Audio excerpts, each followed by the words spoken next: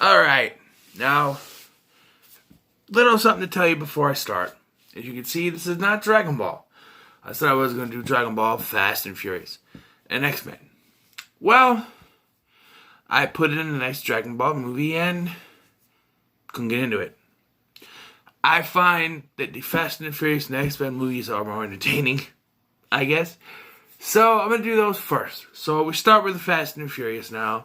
We'll go back to Fast and Furious. And we go with Too Fast, Too Furious. Now, again, I didn't watch this when it came out. Watched it at a friend's house, friend's place. So I remember when I watched it, he was hinting at certain things that I didn't necessarily. He hinted to me that Brian had already known Monica Fuentes when this started.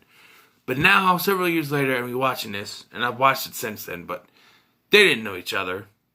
He thought they did, but they didn't know each other.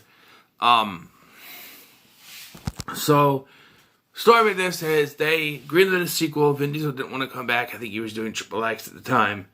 Maybe something else. I don't know. But he wasn't able to. He didn't come back, so they brought in Tyrese Gibson to replace him, sort of.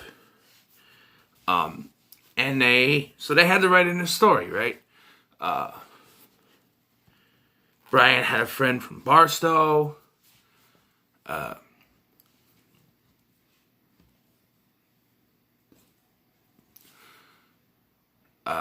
That when they were younger, Roman,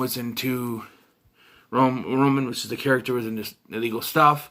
Brian was just about to become a full-fledged cop, and he got busted, and he blamed Brian for it because Brian became a cop.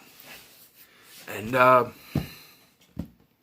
so this takes place, of course, a couple years after the first one. There's this turbocharged prelude that's included in the DVD releases of both the original and this one, and I think it's on the Blu-ray somewhere too, but where all it is after taking off at the end of the first one, they show him in a bathroom, and then they show him driving. There's no dialogue. It's just, I'm in the middle of doing something right now. Goodbye. There's no dialogue. It's just driving, and then it shows the three cars that he ends up racing at the beginning of this, going towards Miami, which is not how it starts, though. Because it starts with the street race, but he gets called by Tej.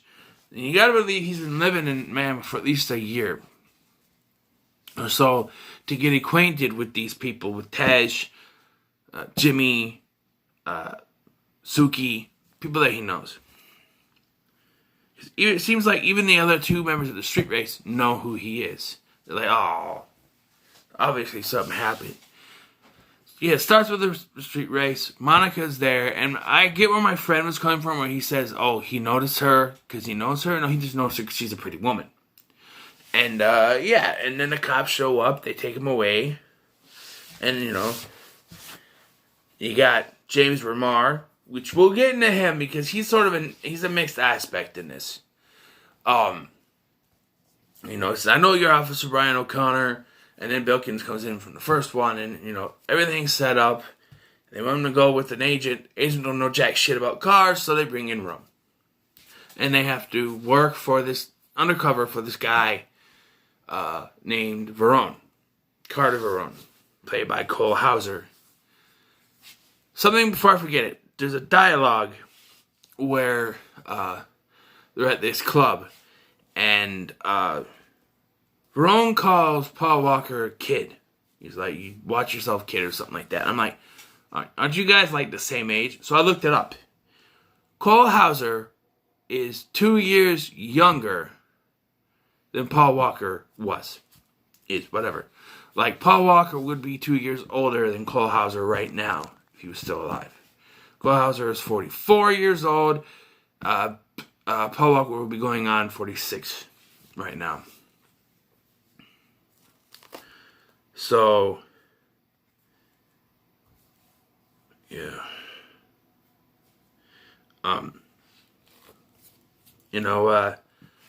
So that was an interesting thing I didn't catch before. I'm like, they're the same age. Why does he call him kid? Sure, the way that Carter's dressed compared to the way that Brian is dressed, it makes Brian look younger. And, okay, let's put this out. Let me talk. The dialogue in this one is a little more street than in the first one. The first one, it was more laid back, normal kind of talking. This one is like, hey, bruh, what's up, cuz? Hey, bruh, what's up, bruh? Pockets ain't empty, cuz. We ain't hungry no more neither, bruh. It's just the talking, it's like street talk. I'm like, you know, I don't mind it. I mean, I kind of like that, you know. It makes it feel more real. You would talk to your friends, you know. But it's not the way the character talks for the rest of the series, though, so it kind of stands out. Another thing that kind of caught my eye in this is there's supposed to be problems between Roman and Brian, right? When they first see each other, they beat the shit out of each other. They're punching each other, rolling around in the dirt and stuff, just beating the shit out of each other. And then they're still, you know, I'm still a little angry with them when they go to the office to talk to James Remar. And,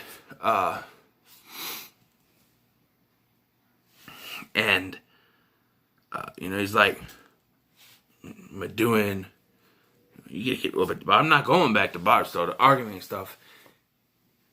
And then it's after, even during the when they're driving with Monica to the destination, Roman acts like he's still pissed. They get to the thing, they get the job done, and I noticed that it's when they're doing the test run to get the thing, get it's the cigar. When they're doing the test run, they're starting to act a little more compatriot, like they're friends, they're a little more friendly towards each other. They come up, you know, Rome has his shirt around his hand, he puts the glass and he just like opens it. He's like, put your blouse on, back on. Hater. That's just a little friendship. And then after they talk with Verone, they're like hanging off each other and they're like, ha ha ha. And then they get to Tessa's garage and they're acting all cool like they're friends and they're like, stuff like that. It's like they're supposed to have animosity between them because of what happened between them when they were younger. But it lasts 20 minutes, if even, in the film. And then it goes away and they're just cool again. Because then Rome starts to judge Monica, thinking that she's turned. Now, it doesn't go anywhere with that. She's not turned. She's very much on their side. But, you know, wouldn't that be interesting at least? Like, you say, like Rome keeps saying, she's turned, no one believes him, right? And you know, she goes to help. She goes to tell them, oh, they're going to kill you. And then it's flipped that she's actually in league with him. That would be a big twist. Like, she was helping them out, but it's all set up to kill them. Like, she tells them there's an airstrip, but there is no airstrip because they've changed it. They set up the cops. Like, what if, when they stormed okay. And this gets to why I don't like Jim Jamar. There's a scene where they decide, oh, screw it, we're going to storm the limousine. They go in there's no one there. What if instead of no one being there, there were men with guns and they just shoot the officers? It's dark. They're dead. And then, they line up the guys to get killed. But of course they get out of it. That would be, you know, reveal that Fuentes was compromised. And it would fit into the story because it happened to Brian and it happened to her. Although, if they were going in that way, Brian would have been the one to figure it out first. And he would turn it around on her. Like, the men that were there were actually just, I don't know. I don't know. It's just an idea. Like, what if they went with that she was actually flipped? Because they played with it for about 2 seconds. Like, O'Connor, what do you think? You think she's flipped? And then they don't go with it anymore. And like, they never bring it up again, except for Rome has a little bit of, you know, an idea that maybe she might be, but they never go with it. And she ends up ultimately being on the good side. Now let's talk about James Remar. If there's one thing I hate about this movie, and I mean hate, I never say hate when it comes to movies, it's the character of Markham. I know they needed someone to replace Ted Levine from the first one, so they have James Remar. And he's a great actor, don't get me wrong, he's a great actor. But his character is shit. It's written terribly. Seriously, it's written terribly. So they do this thing at the beginning where, and I think that this is sort of the good part of the character, because it could teach him, they could move forward with the character, give this character an arc. Alright, so they go to Verone's place, they do the test. Markham thinks they're running, so that he gets some of his agents, and they go, and Rome shoots at him, but he doesn't shoot to kill, and they get back, and there's this big argument, you didn't know if Rome was testing us? No, I thought you were running. Running? If Rome wanted to shoot you, you'd be dead right now. Or you wouldn't be here right now. That should have told him, don't judge by what you see, Just because something's happening doesn't mean it's what you think is happening. But no, they stick him as a one-note character when Rome and Brian do the little thing to get away from the cops, switch cars, and go to finish the run. Markham automatically thinks, oh, those pricks are running. And, okay, we're taking Verone. And they stormed the vehicle. If they had waited, it probably would have worked out a little bit better.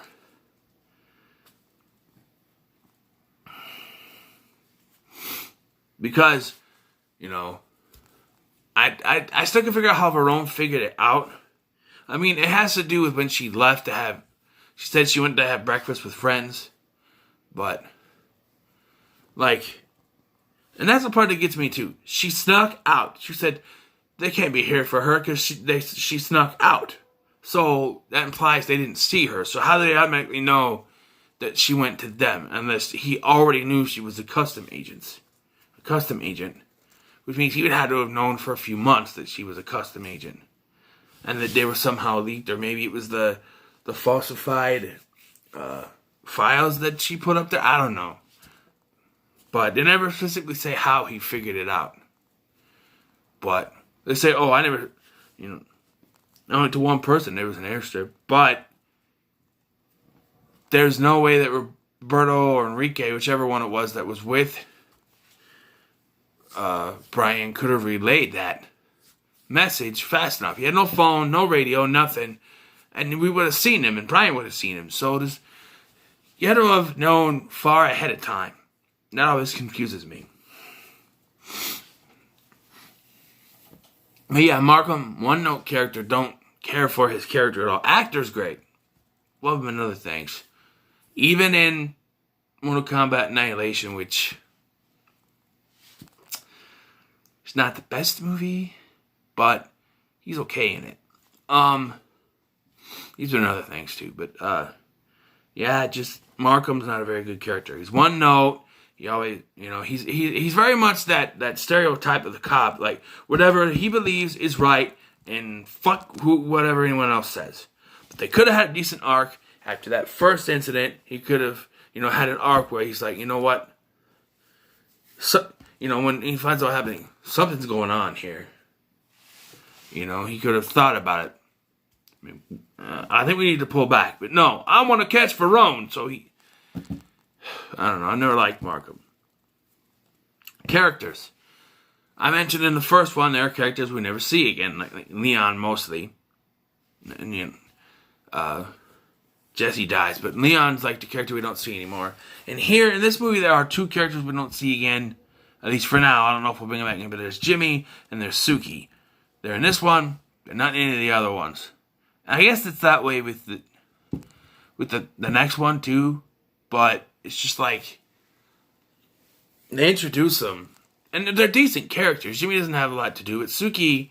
She has a lot more to do than Jimmy, but there's not a lot, And of course, there's the two other characters at the beginning, Orange Julius and the African American guy, Michael Ealy, plays the character, which, there's Michael Ealy is basically the replacement Ja Rule. And they got another Mexican, Amari something, to play Orange Julius. And he's basically the Hector replacement, if you think about it. And, yeah. But they had more scenes than the other ones. They have they have the beginning, and then when all the cars are going around, when they're doing that decoy thing, they're back in the race, And yeah, so overall, guys, I really enjoyed this movie. The lines, I found myself repeating the lines just like the first one. If anything, I seem to like this one more than the first one.